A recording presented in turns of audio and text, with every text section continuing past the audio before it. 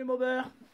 Alors petite vidéo aujourd'hui là parce que je me posais pas mal de questions sur un moteur en fait que j'ai assemblé il y a quelque temps.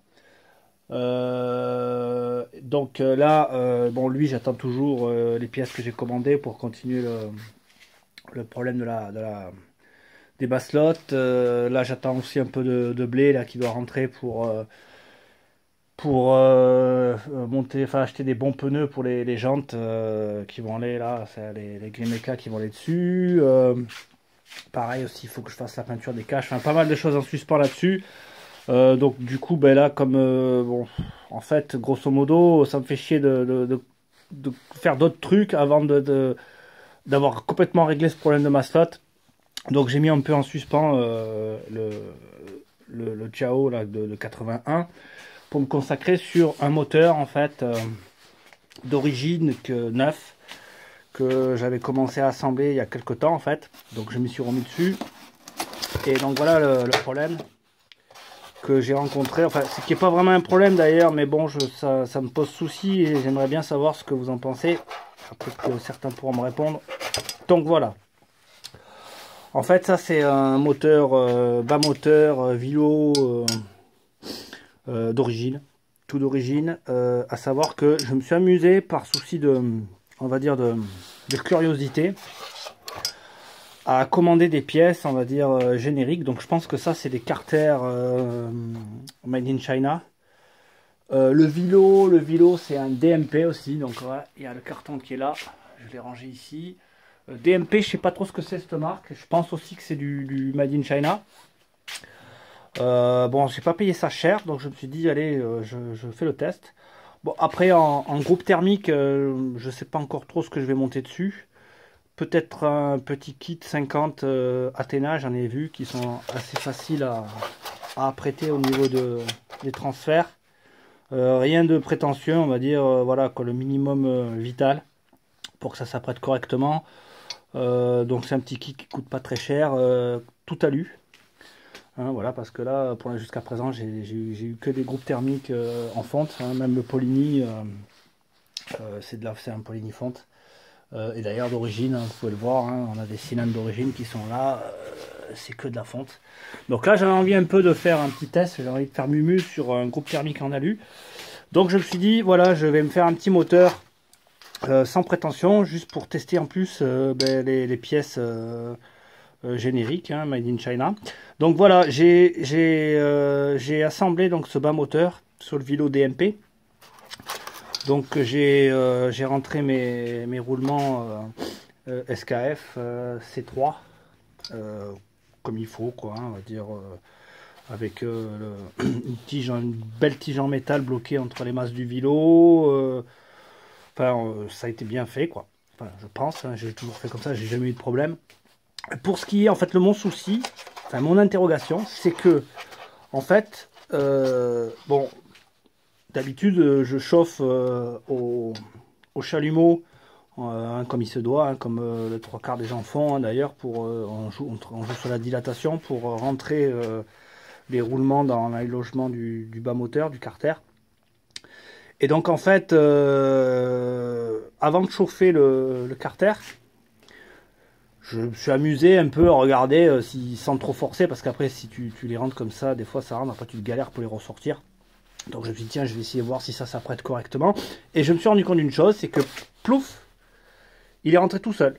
Voilà, sans chauffer, les roulements posés sur le Vilo, c'est rentré tout seul, mais alors vraiment sans forcer. Après, donc j'ai continué, hein, je veux dire que bon, ça m'a un peu inquiété justement, c'est d'où le sujet de cette vidéo, hein, s'il y en a qui peuvent me répondre. Donc ensuite, ben, j'ai mis mon joint, mon couvercle de carter, tac, hop, pareil, là, ce côté-là, ça c'est tac, c'est rentré tout seul. Enfin, quand je dis tout seul, c'est que bon, j'ai un peu forcé, mais vraiment, normalement, ça à la main, sans le chauffer, ça rentre pas, quoi. Hein, c'est rentré en force, hein, comme tous les carters et roulements, genre de bas moteur, de toutes les mobylettes qui existent, hein, c'est des pièces qui sont rentrées en force, et ça doit forcer justement, parce que voilà, quoi. Et c'est ce que je me suis dit, putain, mais si ça forçait pas, sans le chauffer, c'est qu'il y a peut-être un pépin. Donc j'ai continué comme ça. En me disant, bon, ben, de toute manière, j'ai vraiment pas payé ça cher, quoi. Donc, je me suis dit, ben voilà, foutu pour foutu, vas-y, feu dans le mégot. Donc là, au niveau du vélo, aucun jeu, rien que dalle. Je dois avouer que c'est correct, enfin ça me semble correct. J'ai placé le joint spi et tout. Et il n'y a pas de jeu, il n'y a rien apparemment. Bon, j'ai serré ça correctement hein, au couple, hein, comme il faut, avec une clé dynamo et tout. Là, j'ai, hein, comme vous pouvez le voir, c'est tout neuf. Hein. Il y a le vélo qui est là, enfin, avec la bielle et tout. Voilà quoi, il n'y a aucun jeu. Ça a l'air d'être propre. Après, je me demande, à l'usure, est-ce que le fait que ben, j'ai les roulements et le vélo n'est pas rentré en force, on va dire, dans le carter, est-ce que, d'après vous, ça peut poser problème? Je pense qu'à quand même à l'usure, ça doit poser problème. Donc voilà, c'était pour savoir un peu ce que vous en pensez. Donc n'hésitez pas à me laisser des commentaires. Hein, de toute façon, ben, j'ai vraiment pas payé ça cher. Hein, donc je me dis, bon, ben, au pire, ça sera un essai, voir un peu ce que ça donne. Hein, puisque j'avais envie de monter un carter, enfin un bas moteur d'origine neuf. Le problème, c'est que ben, tu trouves plus des carters d'origine neuf, quoi. Voilà, tu en trouves d'occasion de très très bonnes, bien conservées, mais du neuf, pour ainsi dire, tu n'en trouves pas. Donc j'avais vraiment envie de faire cet essai et voilà, ben, je sollicite votre expérience sur le sujet, savoir si ben, ça tiendra, quoi. Hein, voilà. Bon après, bon ben c'est aussi un peu pour faire mumuse avec le groupe de terre, enfin le kit 50 Athena pour regarder un peu, enfin pour voilà quoi, pour m'essayer un peu sur l'apprêtage quoi d'un kit 50 sans prétention sur ce genre de bas moteur. Hein, voilà, comme ça si je me manque que je fais de la merde, ben j'aurai pas trop de regrets hein, parce que voilà, hein, c'est des carters comme ça, j'ai vraiment pas payé ça cher. Donc voilà, c'était pour savoir ça et bon pour vous donner un peu des news. Bon ben lui comme je vous ai expliqué c'est en suspens. Voilà. J'attends les pièces que je vous ai dit pour continuer sereinement, on va dire. Là, j'ai un plan soudure pour lui, en fait.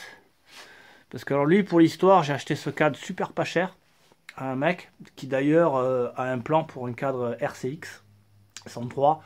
Peinture d'origine en état irréprochable. Celui-là, on l'a sorti de sa cave. Bon, il me l'a vraiment vendu, mais une bouchée de pain.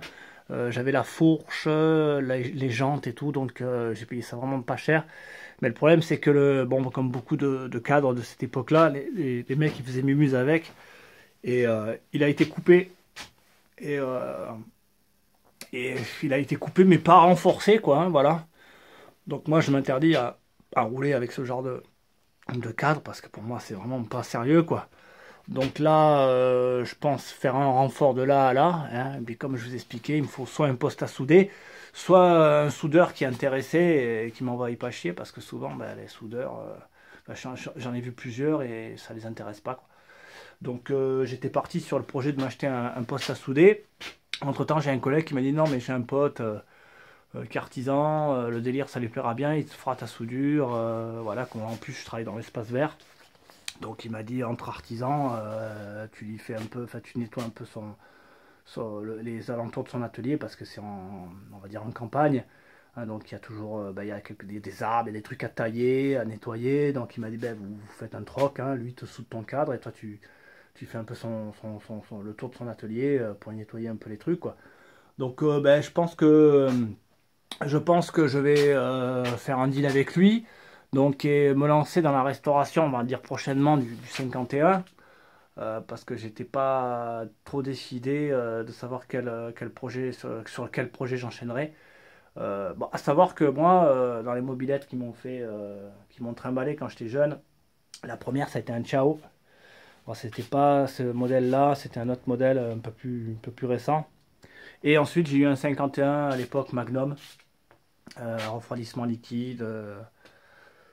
Qui m'a vraiment trimballé, mais enfin, je suis vraiment allé très très loin avec. Et bon, bon j'aime bien les 103, mais je pense que le 51 c'est vraiment une super machine. Donc je pense que je vais enchaîner sur la restauration du 51 prochainement. Bon, de toute façon, je vous tiendrai au jus. Il y aura d'autres vidéos pour lui aussi, parce que lui, il va falloir que je le termine. Hein. Il est il va être bientôt terminé, j'espère. Là, j'ai quasiment toutes les pièces, il me manque plus grand chose. pour vraiment avoir une mob d'enfer, quoi, enfin comme j'aime. Et donc après j'enchaînerai sur ce projet-là, hein, je pense le 51, qui est là. Voilà, voilà, donc j'attends de vos nouvelles, si vous pouvez m'en dire plus sur mon problème de roulement, qui est rentré sans forcer, c'est un bien grand mot, parce que c'est quand même un peu forcé, mais franchement, sans chauffer, ça me paraît un peu chelou. Voilà les mobers, je vous laisse, allez, ciao ciao.